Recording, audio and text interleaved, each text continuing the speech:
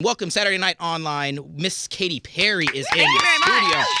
Yes, feels good. My love, it's always an honor, a pleasure to chat with you. We've been through so much together. Yeah, I would say I consider you a friend, I would say that too. and it's so cool What's your to name watch. No, my gosh, I'm just kidding. You put me on blast. You can follow me on Twitter. That would help at What is your Maxwell's Twitter name? house. Maxwell's house. Oh wow! Oh, I'm blushing. I thought for sure the coffee company would have No, that one. I own that. I got that. God, I want to talk about Twitter because last night I put out a tweet.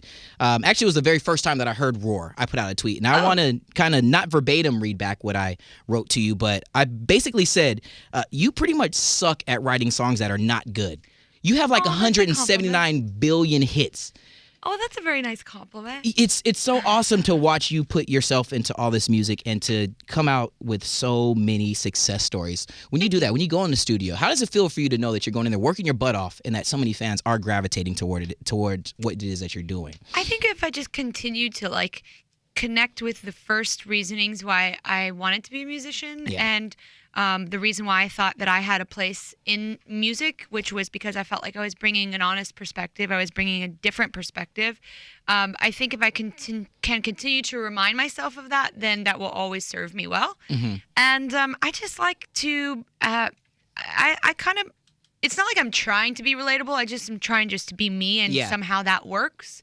And I dig deep for important subjects. And this subject for Roar was about how it was important for me to stand up for myself finally. Because it's not a song about anyone else. It's about me getting in my own way. Yeah. You know, and sometimes that can be your biggest thing. That's your biggest person. Yeah, as a singer-songwriter, is it difficult to challenge yourself, and when you have so many other people who are telling you a direction to go in, this is what it is that we expect of you. Nobody really actually tells me, and the good thing is that my team trusts me. I'm pretty lucky, but I know that I've earned some of the respect and the trust. But my team kind of just let me go, and I went and I said, I want to work with these people. I want to go to Stockholm.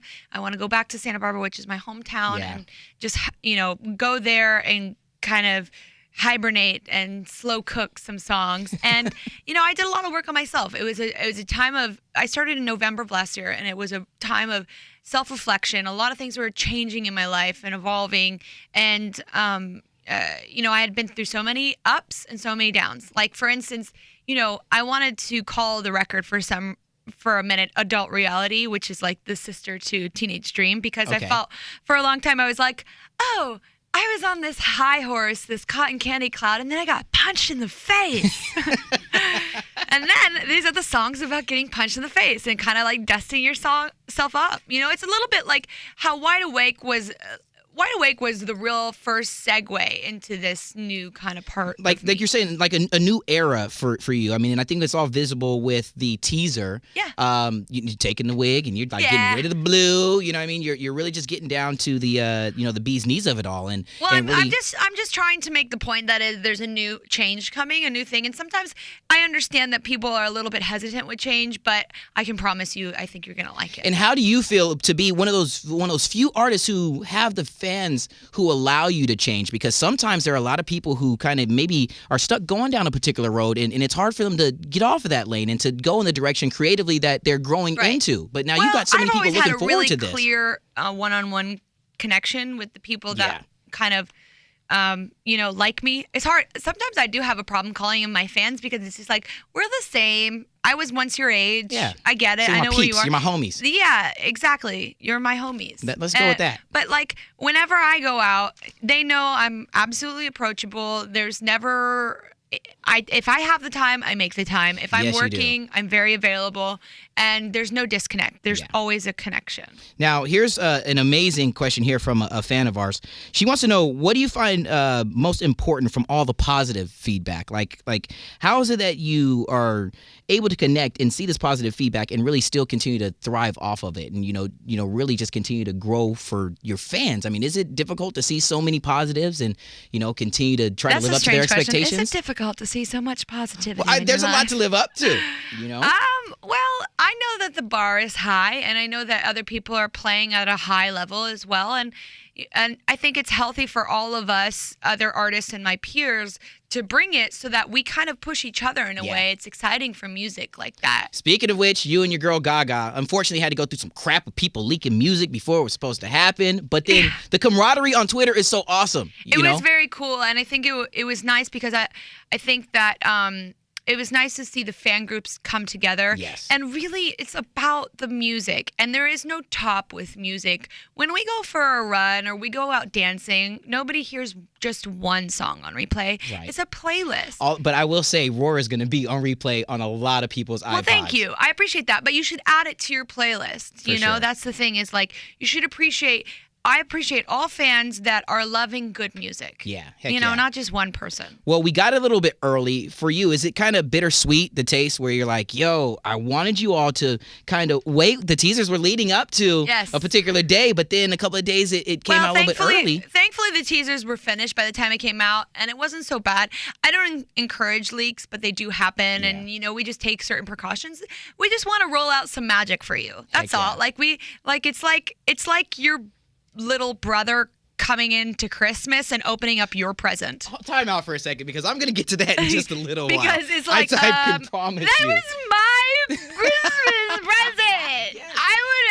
1,000%. Oh my gosh. All right. We here with Saturday Night Online, we allow some of the Katy Cats to ask some of the questions. So I'm going to Katy Cats, Katy Tigers. throw these out here. You guys, you are some of the most fierce animals on the planet. Yes, fierce and I love is a good word. Very fierce. And Yolanda from area code 212, she texted in the question, wanting to know about your style. Thrift shopping or vintage, you know, for vintage clothes or high-end boutique? Because that jacket you got is kind of awesome. Thank you. Yes, the one that I'm wearing in the single artwork that you see on iTunes, that's vintage as well. I go through so many different phases. Right now, I am wearing a velvet vintage Betsy Johnson. Wow. Yes. Yeah, so, she's awesome. and I'm wearing kind of this silver cowboy western belt. Right now, it's a little bit grungy, alternative. 90s, early 2000s. Okay. It's like Spice Girls meets Courtney Love. At KatyCat456 on Twitter, tweeted in the question, VMAs. Can you tell us if you're showing up or not? Yes, it's announced. Oh. I am playing the VMAs. There it is. Round of applause for that. Because we were so excited, not only for the massive event we have coming up in Vegas in a couple of months, but the I'll VMAs. Be on iTunes. We're pumped for that. Exactly. I'm very excited. I've had to keep that secret for a long time. Gosh, I gotta keep so many secrets. I know, dude. I'm here to just let you lay it all out there, girl. You can lay it all. This is from Veronica Shelton off of Facebook. Who do you low-key creep on Twitter? You only follow like 100 and something people, but like, who is that one person that tweets that you're like, oh my God, I was waiting for her or waiting for him? Well, I love Lena Dunham's tweets. Okay. I love, she's from that TV show Girls, and she's really funny and relatable, of course, as she would because she writes that brilliantly relatable TV show. And my friend Allison Williams is on it, and I love that show. And then Diablo Cody, who's a really funny tweeter. My best friend Shannon Woodward, you got to check her out. I think you could just write Shannon Woodward in Google and she'll come up. But she's hilarious, too. So I follow a lot of funny girls. Funny girls. Yeah, I am. Strong funny girls. Strong funny girls. I love. Bring it on. All right. This is from Kristen from Philly. Facebooked in the question. She says she had a chance to smell the sample of Killer Queen in the September issue of Teen Vogue, right? Well, good girl. Is there? She's on it. Good. She's wanting to know can the Katy Cats expect a launch anytime soon? Yes, they can. It's coming in conjunction with all the other things that are coming with this record, but the Killer Queen fragrance, which is the third fragrance in the family, and this is the third record, so there's kind of some symmetry, and I will be out there and you'll be seeing me for promotions for that stuff. It's going to be big because I'm now under the umbrella of this big company named Coty, who's kind of brought me under their wing, and now I just have so much more to play with. Here we go. Two more. I want to throw this one out from at Katy Have My Baby on Twitter. Okay. What's worse, Katy? What's worse? Looking down at your phone and seeing like 5%, or looking at your dashboard and seeing the check engine light? It's definitely check engine, especially if I'm driving alone.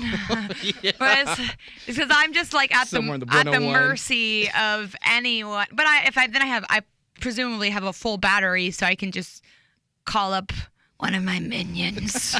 Just kidding. Well, lastly, before we let you get out of here, please let us know. Too. October 22nd, we get Prism. Yes. We are so stoked. We're seeing the gold truck roll around, even though it's banged and bruised a little bit. No, it's actually, now she is all better. There she it went is. to the shop. I brought her back, and she is perfect now. Let us please give a shout out to the driver of the gold truck. Who's particularly behind the wheel at any one time? Is there like one person that's like taking the reins the whole nine? My driver is great. Unfortunately, it was a drunk driver that hit it. No, not that. Yeah, but I was we're gonna give some love. A shout out? No, to the person to your driver, the one who was actually driving the truck. Parked in a parking lot of Walmart. Yeah, not the d-bag that decided to be drunk and do that. No, it's like, your how driver did that's you miss taking the that reins. Gold on wheels. We do not condone drunk driving. Not at all. My driver is great. He's been fantastic, and they've just driven all across the country, stopping at all these national monuments. It's just been a really fun way and personal way to put out the message that there's a record coming, because whenever someone sees it on the road or parked or whatever, they tweet me and I tweet them back. You're right there. Exactly. You are so connectable, so relatable, like we said earlier. You're just so you. And since the very first day we came in and did like some Dance Dance Revolution crap. Thank when you. we were like Vans Warped Tour, only girl on the Vans Warped Tour, you remain to be that same. I was basically wearing the same thing on that tour. The same young woman who has just allowed us to grow along with you. Don't ask all the people that work really closely with me about that, though. They'll say something different. They probably will. Not at all. Katy Perry, you're just one true, genuine, lovely woman. The essential oils of myself will shine through in this record. That means that I need to hug you a lot so they can just rub all over me. That's just what I'm saying. A Saturday Night Online, live with Romeo exclusive with Katy Perry. Thank you, my love. Thank you. You're the best.